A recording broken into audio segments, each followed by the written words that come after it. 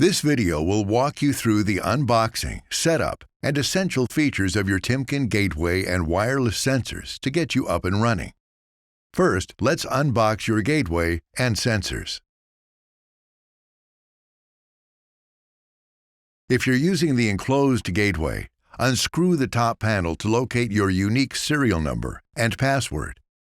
If you're using the standard gateway, you can simply turn it over to locate the serial number and password. Once you've located your password, make sure to write it down. This will be your access code to the gateway and the admin functions of the dashboard. Plan a location for the gateway somewhere close to where the sensors will be mounted.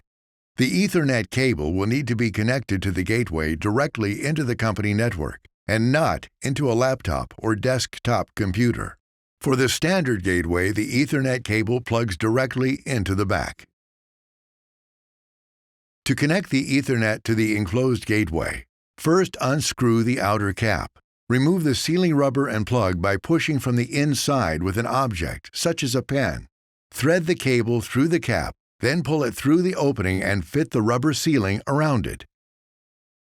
Push the rubber sealing back into place and then connect the cable to the gateway. Adjust the cable to the appropriate length and tighten the outer cap when you're done. Next, connect the Ethernet cable into the port on the gateway. Finally, close the lid and retighten the screws. Now it's time to power on the gateway. Plug the power cable into an outlet. Once your gateway is powered on, a blue indicator light will appear. The blue light will appear for 4 to 6 minutes while it boots up. When the light changes from blue to green, it means your gateway is online. Now, let's connect your gateway via the Wi-Fi access point. Note that during this process, your device will temporarily disconnect from any other Wi-Fi networks it had been using. The Wi-Fi access point will appear as an available network, with a name that includes the gateway's serial number.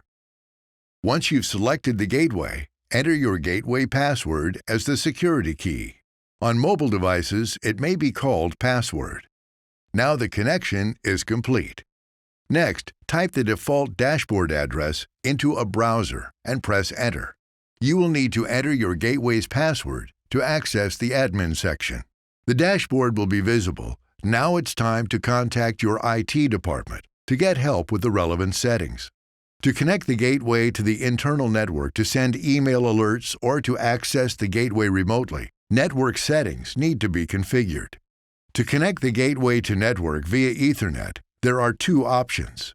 First, if the network has a DHCP server available, the gateway can receive network settings automatically by leaving the DHCP server setting enabled. Alternatively, the DHCP server setting can be disabled and the network settings, including a fixed IP address, can be configured manually. Consult your IT department for the best way to connect the gateway to your local network. To enable email alerts, ask your IT department to help by providing the right settings. All setups will require an email server and at least one receiver email address. Use the Send Test Email button to test if your setup is working. It is important for the gateway to have an accurate time. When connected to a local network, the gateway can be configured to receive the time from a network time server. Ask IT for the same server to use. If a time server is not available, you must enter the time manually or press Get Time from this device to establish your gateway time. After all settings are complete, press Save and wait for the reboot to finish. Now, we return to the sensors. Power on your sensors by pressing and holding the power button until the status light turns green. Make sure to note the serial number and location of each sensor you mount.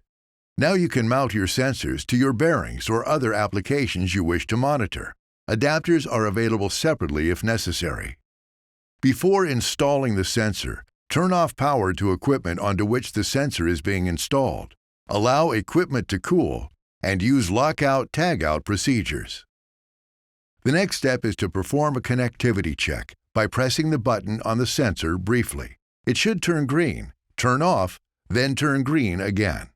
Lastly, it's time to register the sensors in the dashboard. Refer to your notes on the sensor serial numbers and locations. Begin with the sensor closest to the gateway and work outward from there. Names and location notes can be added to each sensor as they're registered. You can set the measurement interval to 5 minutes during registration to more quickly see whether data is being collected. Just remember to switch it to a longer interval later. Your Timken gateway and sensors are all set up and ready to go. If you have any questions, additional information is available on timkensensor.com.